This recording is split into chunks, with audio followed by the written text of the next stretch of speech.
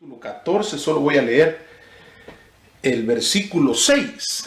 Vamos a estar hablando sobre cada versículo, algunos nos vamos a saltar por el tiempo, pero creo que tenemos mucho tiempo para estudiar, compartir y sobre todo escuchar su palabra bendita. Dice así el verso 6. Jesús les dijo: yo soy el camino y la verdad y la vida. Nadie viene al Padre sino por mí. Levanta tu mano. Gracias, Señor, en el nombre poderoso de Jesucristo. Estamos aquí confiadamente, Señor, acercándonos a tu presencia, acercándonos para poder oír tu voz y que tú puedas escucharnos a nosotros con nuestras alabanzas, nuestra adoración. Pero te pedimos, Dios mío, que quites todo obstáculo que quiera venir en este momento a interrumpir tu palabra bendita. Y, Señor, y abre nuestros corazones. Las alabanzas lo que hacen es abrir el corazón de los hombres. Y nuestro corazón está abierto para que tu palabra penetre como espada de dos filos, que divide el alma del espíritu y llega aún hasta las profundidades y llega hasta los tuétanos, hasta los huesos, donde está la habitación del espíritu. Gracias, Señor, en el nombre maravilloso de Cristo Jesús.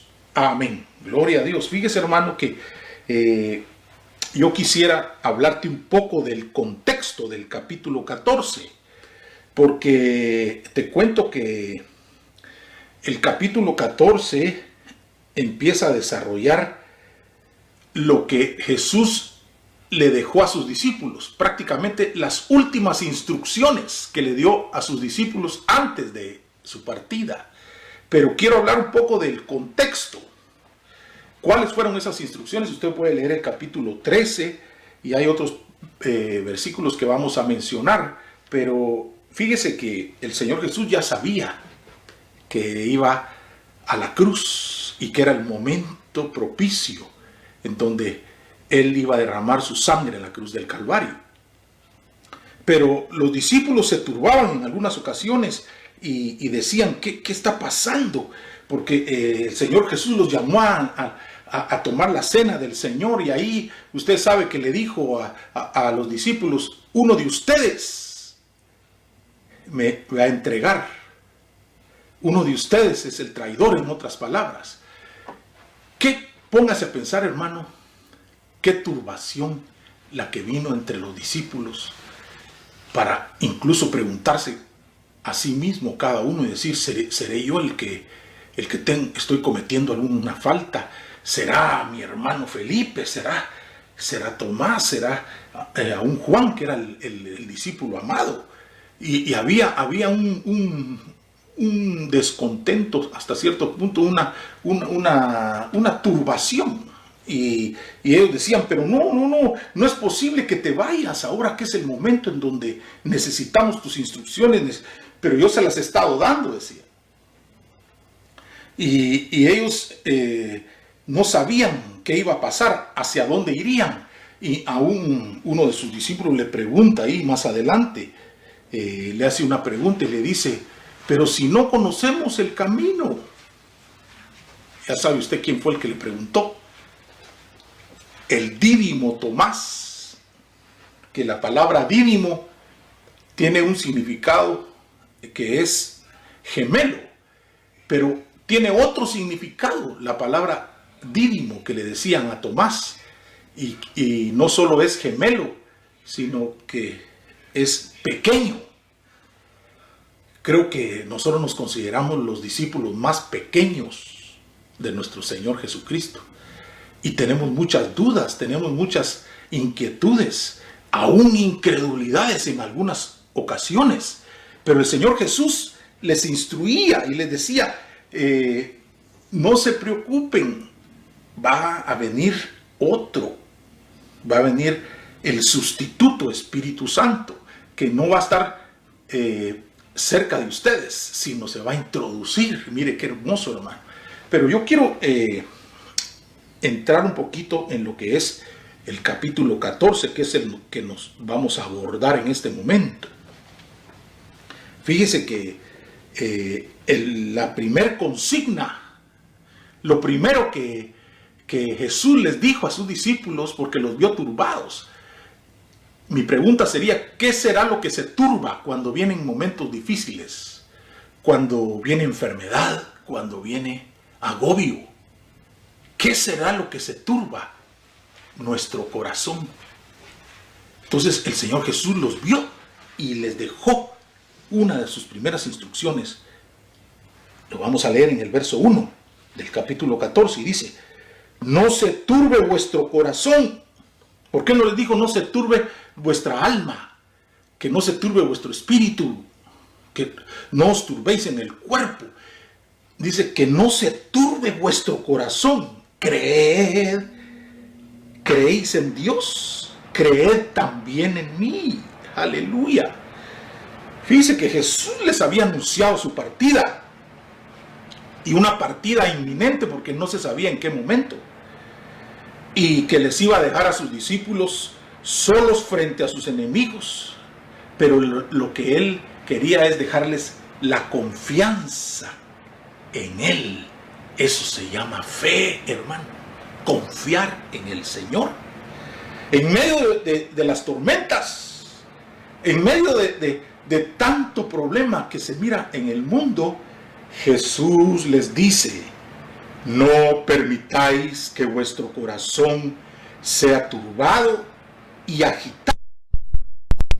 Guarden la serenidad de carne débil flaquee o tiemble. Hermano, en muchas ocasiones nosotros estamos en una situación difícil y nuestra carne empieza a temblar. Es posible que claudiquemos en algunas ocasiones, pero Él deja 3 factores que quiero yo dejarles aquí. Fíjese, están en un mar embravecido. El Señor se va en un momento en donde los discípulos son perseguidos, los discípulos son atormentados, los discípulos están afligidos. Entonces Él les da ciertas instrucciones, pero primero están en un mar embravecido. Segundo, tienen un corazón turbado y la fe está menguando. Entonces Dios les da promesas, aleluya, a través de su Hijo Jesucristo, porque el Señor Jesús les dejó promesas. Mire qué hermoso es que nosotros ahora, en medio del problema, en medio de tantas noticias negativas, nosotros estamos aferrados a la roca inconmovible que nos dejó promesas. Y aquí en el capítulo 14 yo le voy a narrar aquí algunas promesas que Él dejó. Fíjese, promesas especiales para dar ánimo a sus hijos. Primero voy a mencionar en el verso 2, dice: en la casa de mi Padre muchas moradas hay. Así, si así no fuera, yo los hubiera dicho. Voy pues a preparar lugar para vosotros. Entonces quiere decir que está dando una provisión. Está diciendo que en la casa del Padre hay un lugar donde nosotros vamos a ir a habitar. Aleluya. Luego les dice una promesa maravillosa en el verso 3. Y si me fuere, dice, os prepararé el lugar. No dice moradas. Ahí hay que diferenciar entre las moradas y el lugar que Él fue a preparar. Porque muchas moradas hay en la casa del Padre. ¿Quiénes van a habitar ahí? Sería la pregunta que todos estamos haciendo. Pero unos van a habitar en las moradas y otros van a habitar en el lugar. Porque aquí claramente dice: y yo os prepararé el lugar y vendré otra vez. Hermano, está anunciando su retorno. Y os tomaré a mí mismo. Mira, hermano, está diciendo que va a volver a un arrebatamiento, a una venida secreta que no todo ojo le verá, que no todos se van a dar cuenta. Y os tomaré a mí mismo. si dice que nos va a tomar, es que nos va a sacar en el estado que estamos aquí en esta tierra, para que donde yo estoy, vosotros también estéis. Entonces se está dando una promesa de que Él va a volver. Luego da una perspectiva de que haremos obras mayores aún de las que Él hizo, dice. El verso 12, lo voy a leer.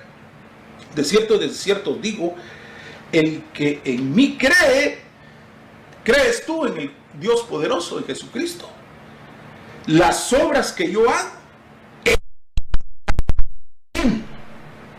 y aún mayores, dice, aún mayores hará, porque yo voy al Padre. Otra promesa, otra perspectiva.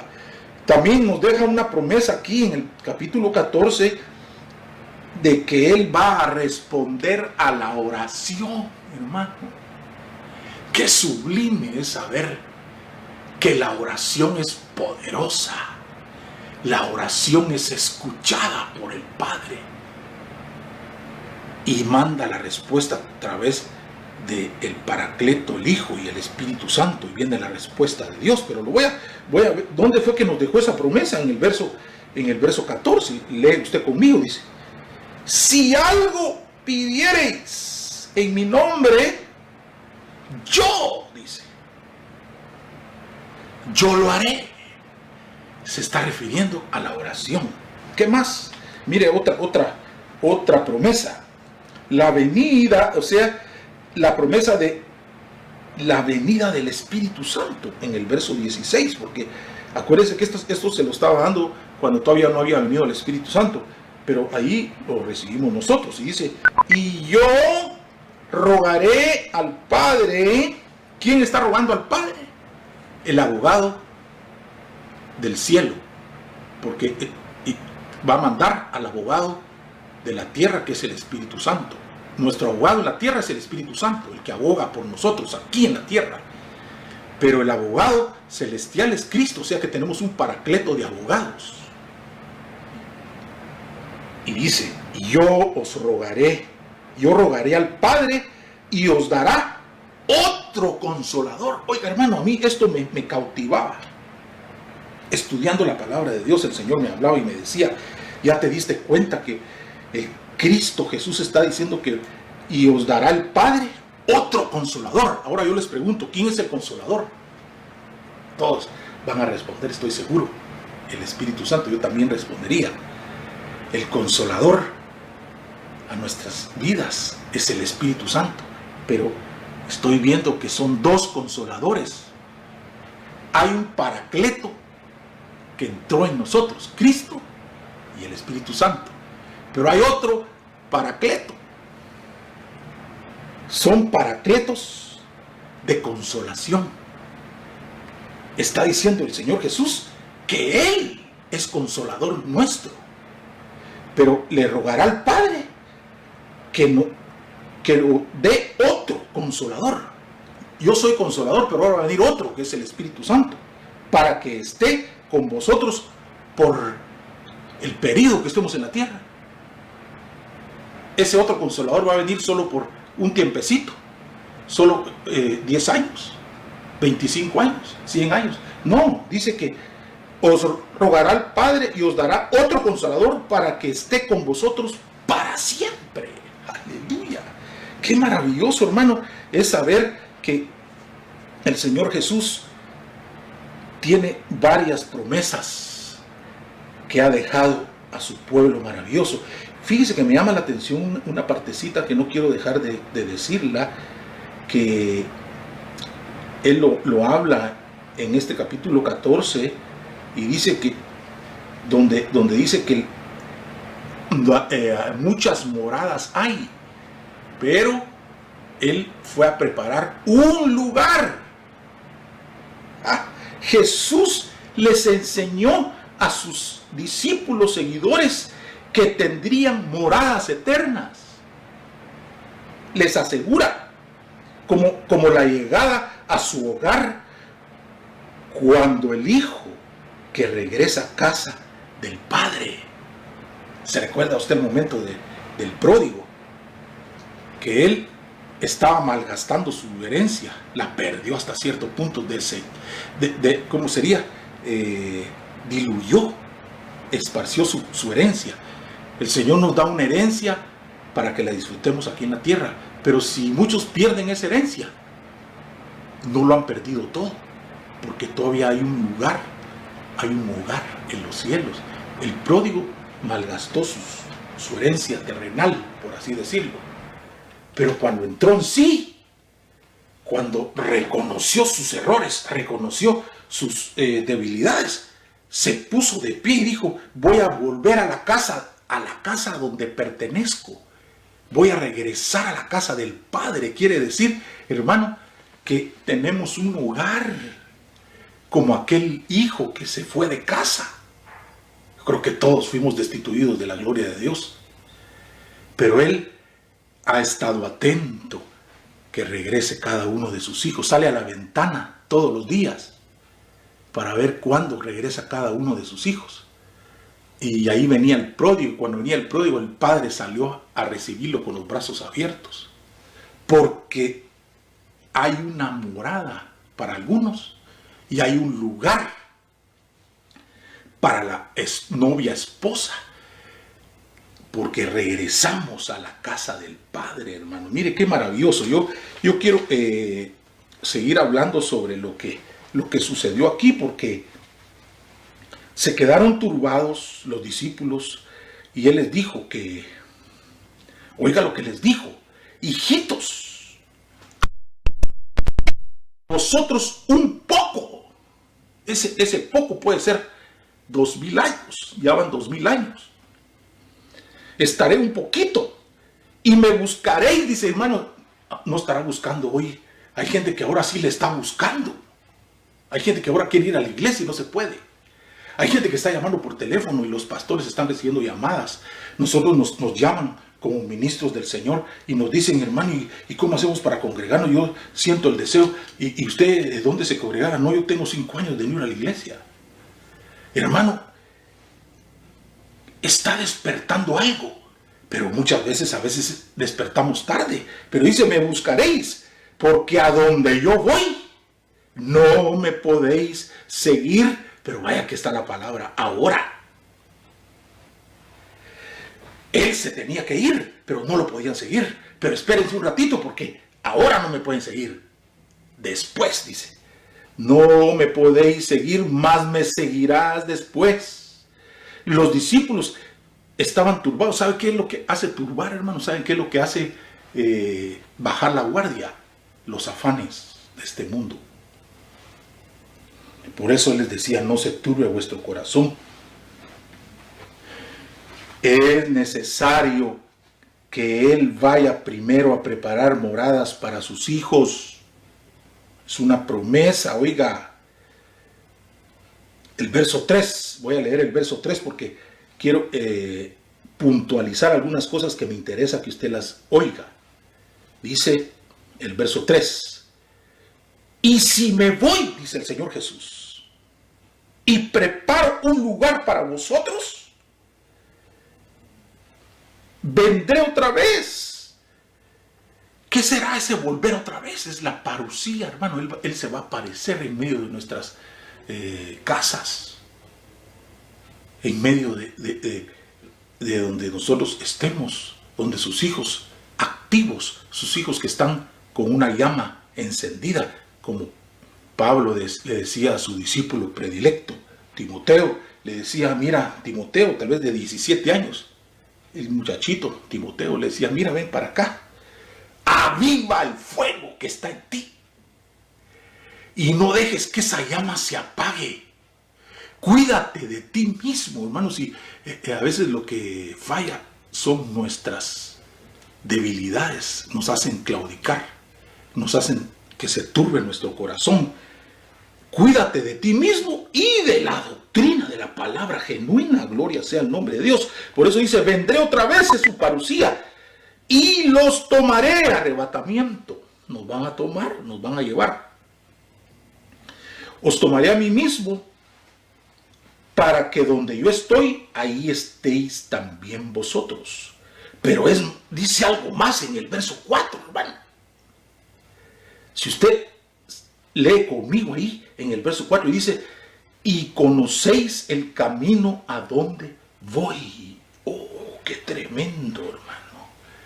Solamente el que ha pasado por el camino una vez sabe cuál es el camino que lleva de retorno a nuestro hogar. ¿Cómo le va a decir a alguien, ustedes conocen el camino? Hermano, ¿cómo voy a conocer? ¿Cómo le explico yo esto? Si usted ya fue a la casa de su familiar, de su tío, digamos, usted sabe cuál es el camino para llegar a la casa de su tío. Y ha estado ahí, sabe la dirección, y en alguna ocasión le dicen, vaya, necesitamos ir a la casa de su tío. Usted ya sabe el camino, porque ya pasó por ahí, ya estuvo ahí. Por eso hay una llamada en la Biblia de las Américas, donde dice, volveremos a la casa del Padre. La palabra volver es de que ya estuvimos ahí, si no diría, iremos a la casa del Padre. Entonces hay un recordatorio del hijo a sus hijos, que ustedes conocen el camino a donde voy, pero siempre saltan, siempre hay un pelo en la sopa, siempre surgen las preguntas. Pero yo no condeno a mi hermano Tomás, porque él le dice, Dios mío, no sabemos a dónde vas, le dice Tomás en el verso 5, el dídimo, el pequeño. Hermano, es mejor que seamos pequeños y que le preguntemos a Jesús y le digamos, Señor, yo no conozco el camino. Tal vez sí lo conoces, pero Él te tiene que recordar y decirte, tienes una amnesia parcial, pero yo te voy a recordar. Pero ¿quién va a recordar, hermano? ¿Dónde estuvimos? Hay una palabra que dice en la Biblia que el encargado de recordarnos todo lo que dicta el Padre es el Espíritu Santo. Nos va a hacer recordar cada detalle. Vamos a recordar todos los detalles, hermano. Fíjense que el Señor les comienza a decir, yo le llamo 3 facetas en uno. Primero les dice, yo soy. ¿Qué le dijo a Moisés cuando lo llamó al monte?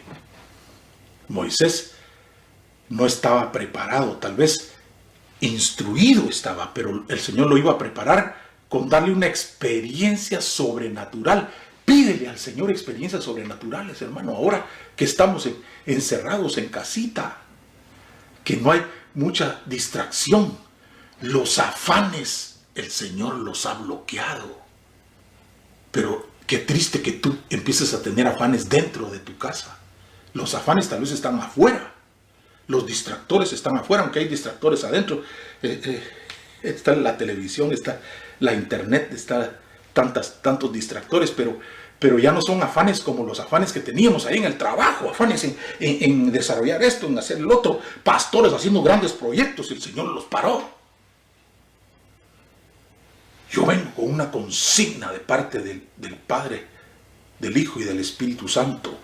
El Señor nos está llamando a reflexión. Deberíamos de estar de rodillas todos, clamando misericordia. Yo le garantizo que hay muchos pastores que no han doblado sus rodillas, pidiéndole perdón al Señor. Doblemos nuestras rodillas, humillémonos, porque esa es parte del camino. Arrodillarnos. Y les da 3 facetas, pero primero les dice, yo soy. ¿Qué le dijo a Moisés cuando se le apareció en la zarza? Yo soy el que soy. Aleluya. El único Dios verdadero. Pero Jesús les está diciendo, yo soy el camino, la verdad y la vida. Cuando les dice yo soy el camino, no dijo yo soy un camino. Hay un artículo. Me gustan los artículos en la Biblia, hermano. Cuando está hablando ahí, pero el artículo él, el artículo lo, por lo cual. Mire, pero aquí hay un artículo que dice, yo soy. No dijo, soy un camino. Cuando, si hubiera dicho un camino, como que hay varios, hay más. Y la palabra dice que al hombre, el hombre le parecen rectos varios caminos, dice. Pero esos caminos, su final es de muerte. Cuidado con creer a los caminos, porque ahora hay consignas, hay trompetas babilónicas. Para mí ahorita está sonando la trompeta de Babilonia, que es el ecumenismo. Ecumenismo está sonando, está diciendo, ¿para qué tantas religiones? Todos los caminos llevan a Dios, llevan al Padre. Y mire, hermanos, esa frase del camino es clave. Y la trompeta del ecumenismo está diciendo, todos los caminos llevan al Padre, todos los caminos van a Dios. ¿Para qué tanta religión? Mejor hagamos una sola. Táctica satánica, táctica diabólica. Porque Él es el camino, es el único camino. ¿Cuál otra consigna? Dice, yo soy la verdad. La palabra dice, hay caminos que parecen derechos, dice, pero su fin es camino de disolución, de muerte. Hechos capítulo 4 y verso 12, quiero que lo leamos juntos, dice, en ningún otro hay salvación, hermano, porque no hay otro nombre bajo el cielo dado a los hombres en que podamos ser salvos. Aleluya, bendito sea el nombre poderoso de Jesucristo. Fíjese, hermano, que el Señor también les habló a sus discípulos y les dijo que el camino tiene una puerta. Y Juan capítulo 10, vaya apuntando esos pasajes, no quiero que los busque para que no perdamos la atención, pero dice en el verso 9, yo soy la puerta. Si alguno entra por mí, será salvo, y entrará y saldrá, y hallará pasto. Gloria sea el nombre poderoso de Jesús, porque por medio de quien también hemos obtenido entrada, por la fe, a esta gracia en la cual estamos firmes. Hermano, bendito sea el nombre de Dios, que los que entramos por esa puerta, que es Cristo Jesús, y vamos en el camino, aleluya, hermano, pero no nos quedemos solamente en el camino, porque el camino es la conducción para llegar a conocerle a Él en verdad y luego obtengamos la vida eterna. Aleluya, gloria sea el nombre de Dios.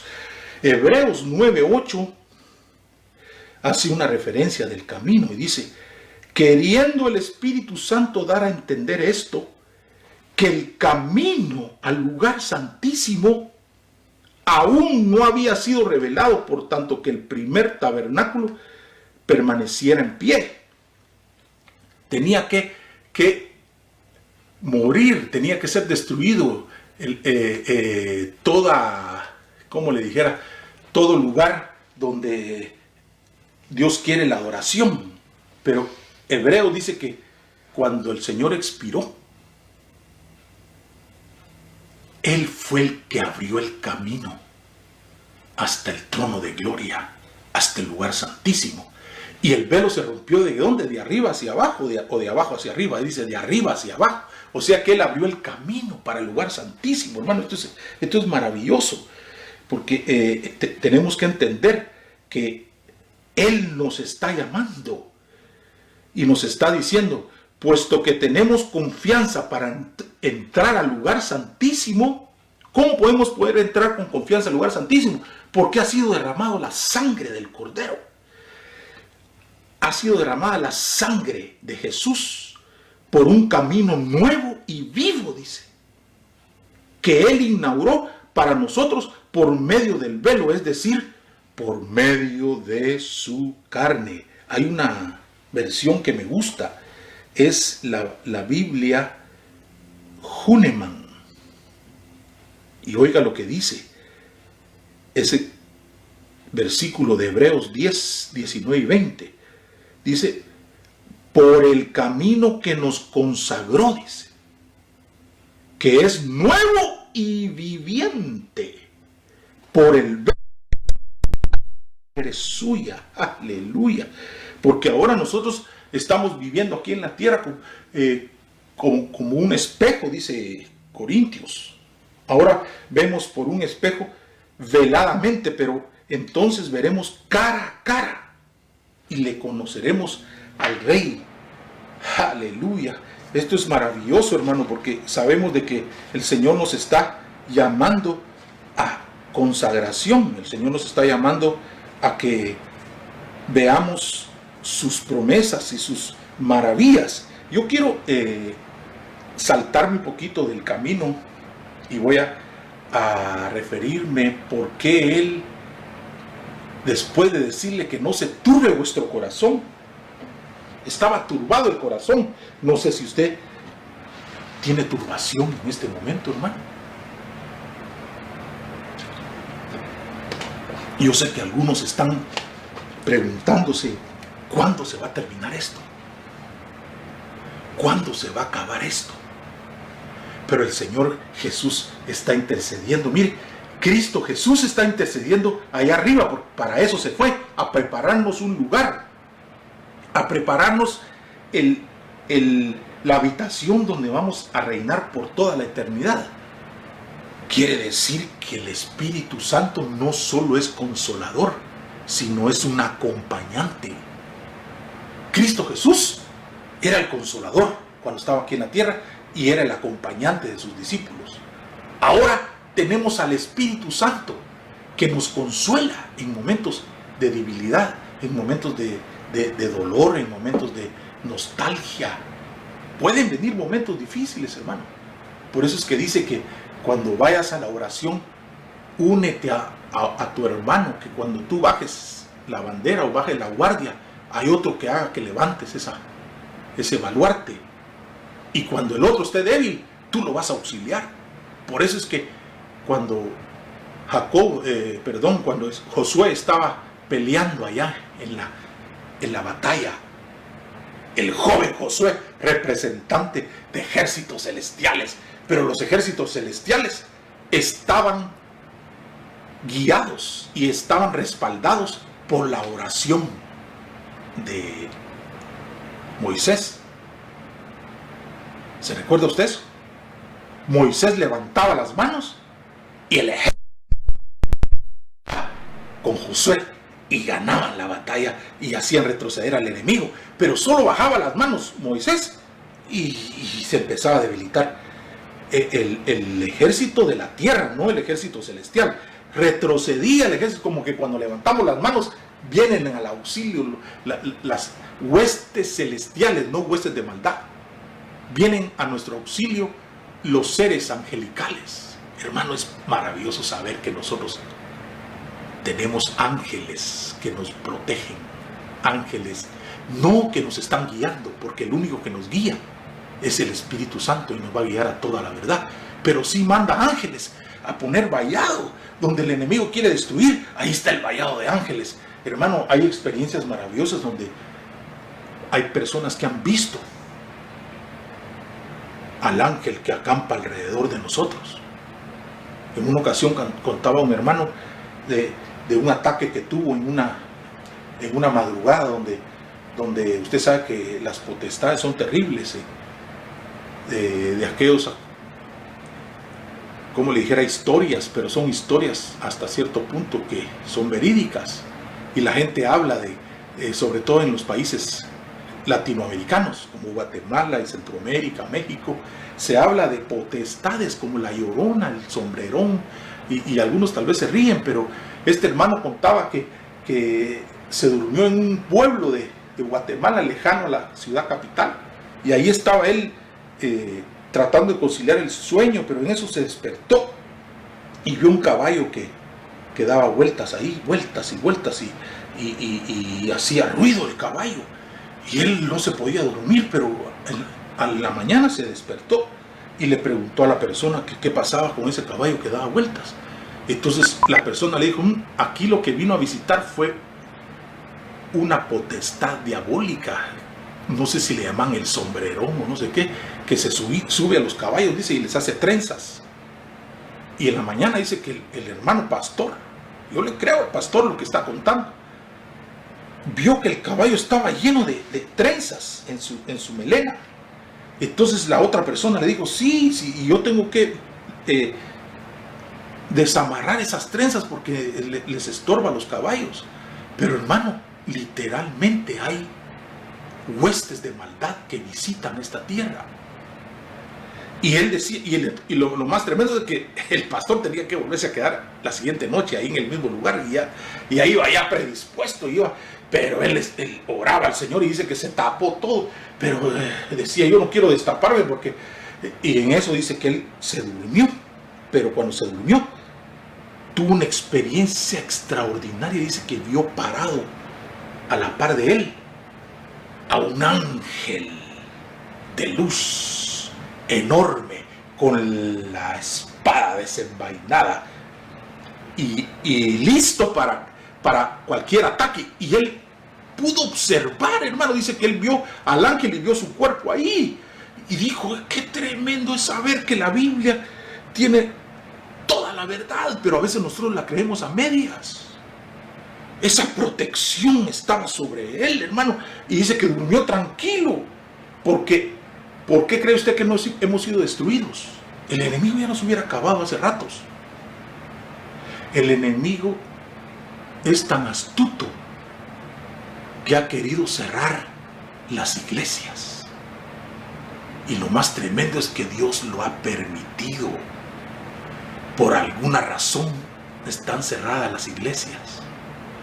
Pero esa es una estrategia terrible porque nosotros necesitamos ir a adorar, necesitamos ir al templo, necesitamos alabar. Por lo menos yo desde pequeño, hermano, yo desde que nací, recuerdo que le he servido al Señor desde los 11 años. Yo me recuerdo que empecé a aprender a tocar un instrumento. Con mi hermano Tito salíamos a los 15 años, salíamos a ministrar las iglesias en todos los pueblos, en todas las aldeas, provincias, y ahí estábamos alabando el nombre poderoso de Jesucristo. Conocimos este camino desde niños y seguimos parados. Pero ¿por qué cree que el Señor no nos ha destruido? Él ha querido destruirnos. En muchas ocasiones hubo obstáculos tremendos, aún con intenciones de muerte, pero hay vallado de ángeles. ¿Por qué cree que no hemos perdido la batalla? Porque son más los que están a favor nuestro que los que están en contra. Le damos un aplauso al el nombre poderoso de Jesucristo. Pero fíjese que él les dejó algunas consignas y les decía: yo soy el camino, la verdad. Mire, hermano, muchas veces nosotros no queremos detenernos en que Él es la verdad. Él es la verdad. Dice Juan capítulo 1 y verso 17. Porque la ley fue dada por medio de Moisés, pero la gracia y la verdad fueron hechas realidad por medio de Jesucristo. Él es la verdad, hermano. Juan 8:32 dice, el famoso texto que todos lo conocemos: y conoceréis la verdad, y la verdad os hará libres. ¿Cómo nos va a hacer libres, hermano? Si estamos atados, estamos doblegados, y muchas veces creemos que ya estamos perdiendo la batalla. ¿Cómo sucedería en aquel momento cuando Jesús estaba encarcelado? Cuando lo habían tomado, porque estaba a punto de acontecer lo más tremendo, pero el milagro más grande que ha habido y jamás volverá a haber otro: su sacrificio en la cruz y haber derramado su sangre maravillosa, bendita. Pero ¿qué pasaría en ese momento cuando él estaba encarcelado? Y dice que Pilato se le acercó Acuérdese que le tiraron la chibolita. Eso es una palabra hebrea que muchos la conocemos en Guatemala, pero voy a traducirla. Muchos le damos la estafeta o le pasamos la estafeta cuando no podemos resolver algo, le pasamos la estafeta a otro. Y Herodes le pasaba la estafeta a Pilato y Pilato se la pasaba a Herodes. Pero en ese momento tenía la estafeta a Pilato y se le acercó a Jesús y le dijo: ¡ah! Así que tú eres el rey. ¿Y qué le respondió Jesús, hermano? Tú lo has dicho, tú mismo lo has dicho, le dijo. Tú dices que soy rey.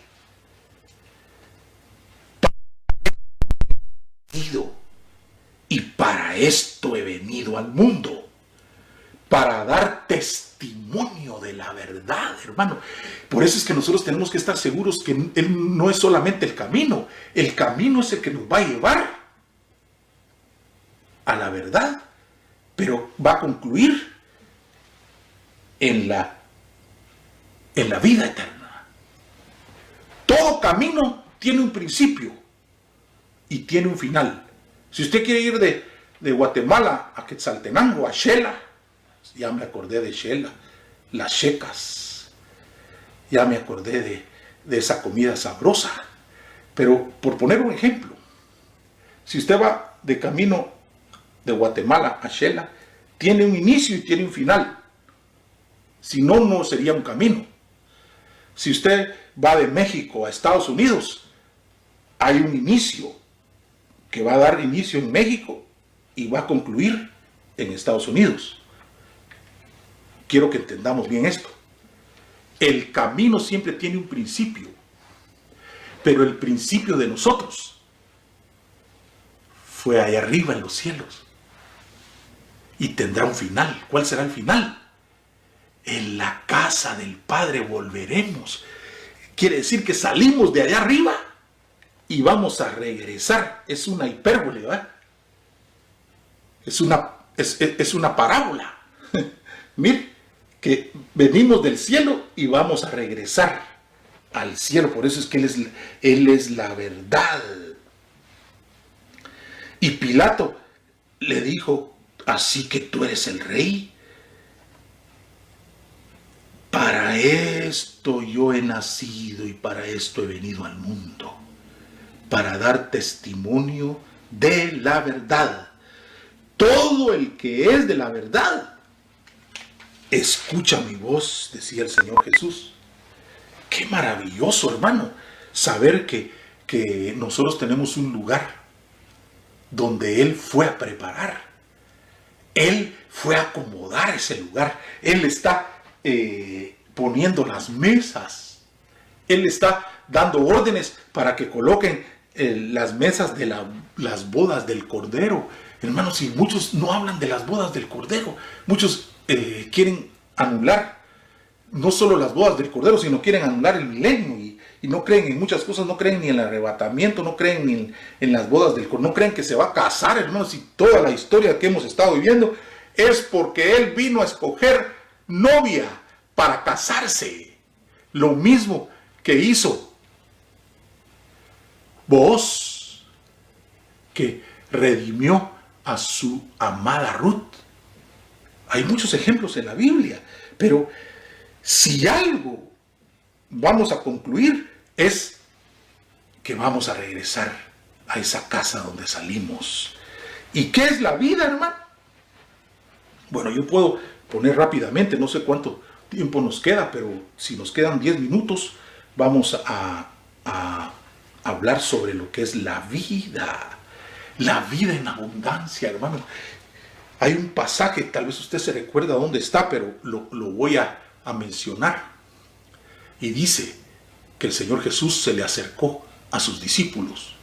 No eran sus discípulos, eran los fariseos, aquellos que tienen colochos en sus cabellos y el pelo largo y con kipa y usted sabe, estudiando las escrituras y conocen de pasta a pasta, conocen cuántas letras existen en arameo, en griego, en hebreo. Está interesante estudiar la palabra de Dios, pero Jesús se les apareció y se les acercó y les dijo: miren, ustedes estudian la Biblia con intensidad. Hay una versión que dice: Ustedes estudian la Biblia que tiene hojas, la estudian apasionadamente, pero no se dan cuenta que aquí está el autor de la vida. Hermano, eso me impactó. Es uno de los textos más, o uno de los textos predilectos, que yo me gozo cada vez que lo menciono, hermano, porque de nada nos serviría conocer toda la Biblia. De nada nos serviría escudriñar todo el Apocalipsis, y estudiar todo lo que es las dispensaciones y la venida secreta y la venida, la segunda venida, que sería la Epifanía. Muy interesante, pero es más interesante conocer al autor de este libro.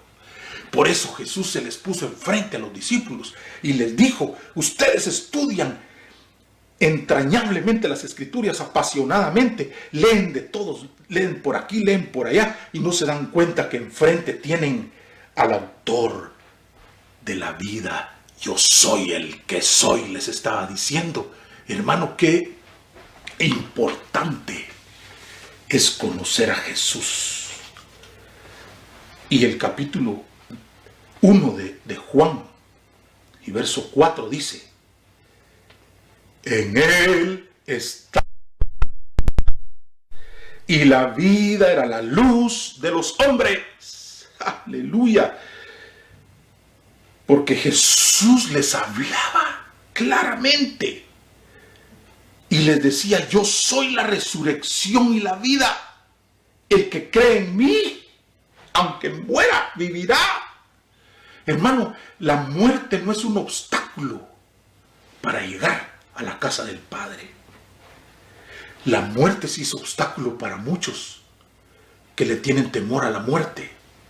Y posiblemente yo sería uno de esos que en el momento que venga la muerte, si es que va a venir, uno pueda tener temor. Pero no es lo mismo el creyente que ha conocido el camino y se ha preparado para tener la verdad, que es Cristo, para poder tener una vida eterna. Yo recuerdo hace algunos años que fuimos con mi familia, con el apóstol Ríos y otras familias conocidas, fuimos a la ciudad de Israel y estábamos en Jerusalén, pero había un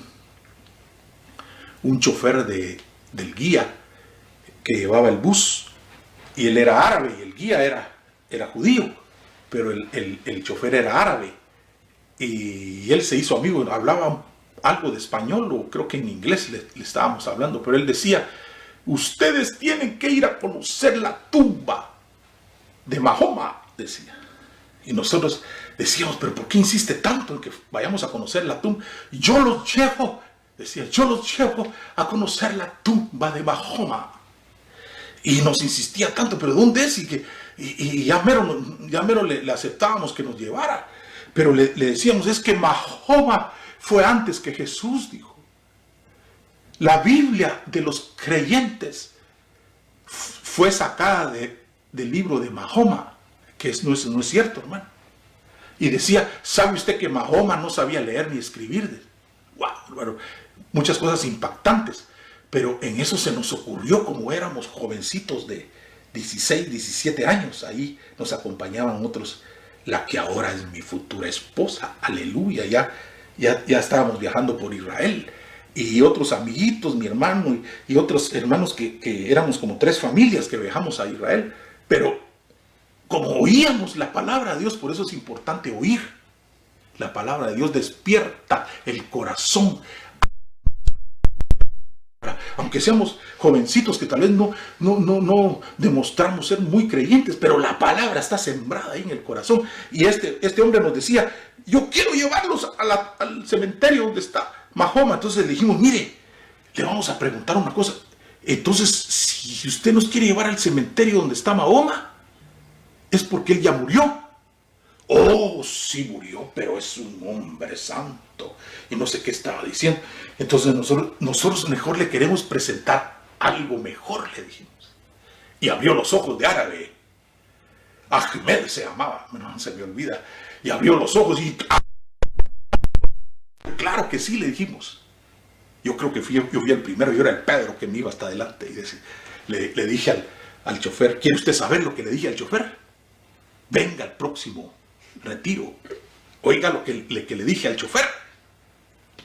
Venga para acá, Ahmed.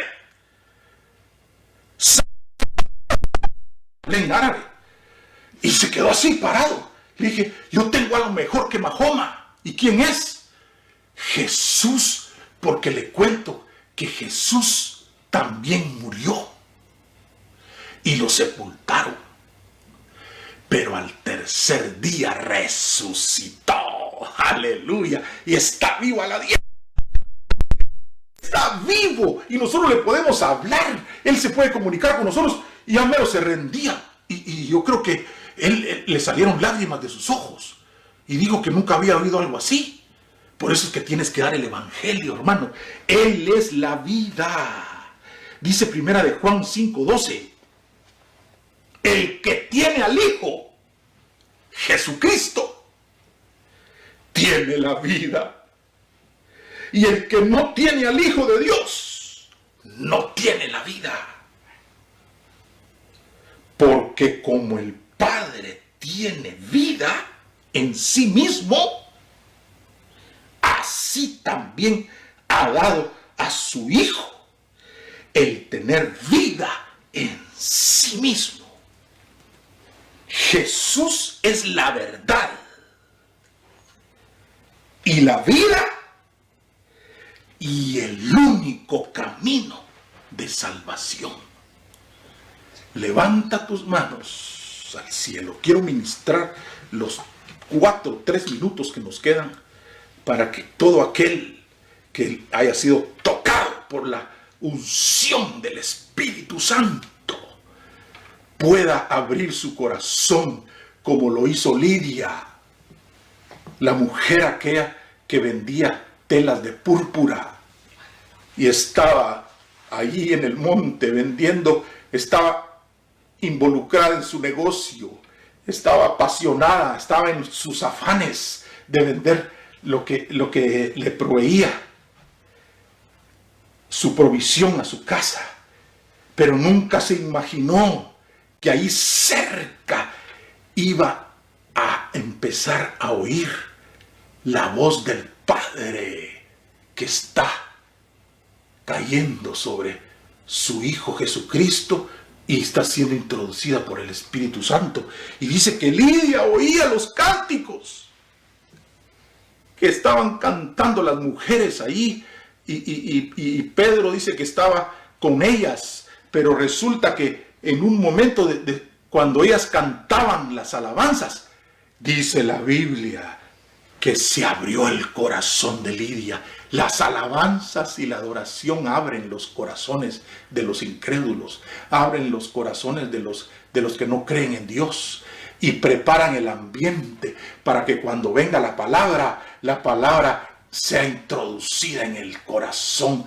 Y se abrió el corazón de Lidia y ella estaba oyendo los cánticos, las alabanzas, y en eso se pone de pie el apóstol Pedro y empieza a predicar y menciona y dice la palabra que esa palabra entró en el corazón de Lidia, reconoció a Jesucristo, se acercó a donde ellos estaban, tiró las telas, tiró lo que le estorbaba. Hermano, hay cosas que estorban para que tú conozcas al Cristo, que es el camino, la verdad y la vida.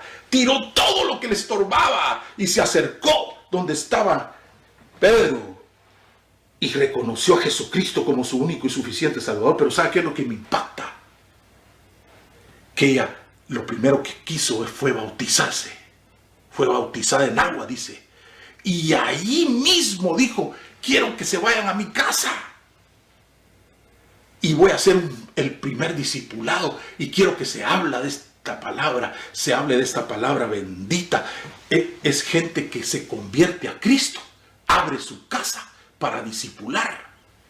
Para que se haga un evento de instrucción de la palabra de Dios. Para instruir a los que van en el camino para que conozcan la verdad.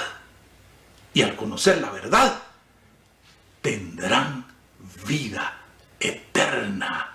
Hay personas que no abren su hogar jamás. Son colaboradores, van a la iglesia todos los días hasta cuando no hay culto, pero nunca abren las puertas de su casa para levantar un altar de enseñanza a Jehová de los ejércitos. Él es poderoso, Él es grande en misericordia, Él es sublime.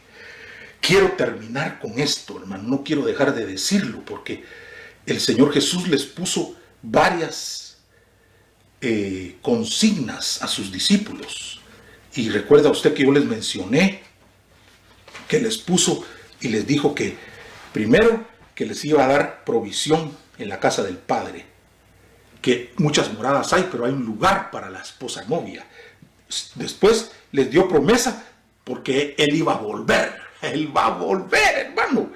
Y les dio perspectivas de que harían mayores obras. Luego les da la promesa de que Él responde las oraciones.